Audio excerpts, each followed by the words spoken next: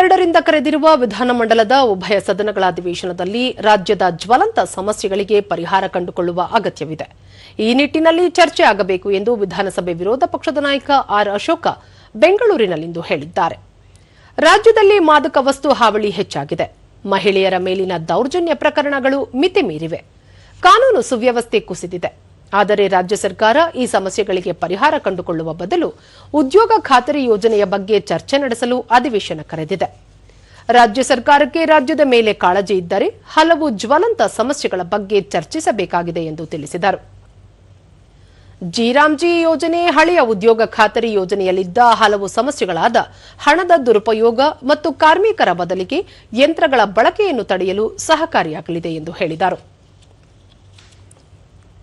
ಈ ಅಧಿವೇಶನವನ್ನ ನೀವು ರಾಜ್ಯದಲ್ಲಿ ನಡೀತಾ ಇರುವಂತ ಈ ಡ್ರಗ್ ಹಾವಳಿ ಮಿತಿಮೀರಿದ ತಡೆಯಕ ಸಾಧ್ಯವೇ ಇಲ್ಲ ಅಂತ ಪರಿಸ್ಥಿತಿಗೆ ನಾವು ಹೋಗ್ತಾ ಇದ್ದೀರಿ.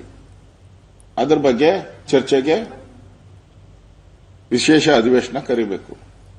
ವಿಶೇಷ ಅಧಿವೇಶನ. ಕಾಸರಗೋಡು ಕನ್ನಡದ ಮೇಲೆ ದೌರ್ಜನ್ಯ ಮಾಡ್ತಾ ಇದ್ದಾರೆ.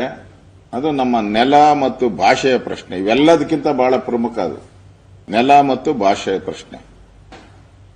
ಕನ್ನಡದ ಮೇಲೆ ಹಲ್ಲೆ ನಡೀತಾ ಇದೆ. ಇದ್ರ ಬಗ್ಗೆ ವಿಶೇಷ ಅಧಿವೇಶನ ಕರಿಬೇಕು.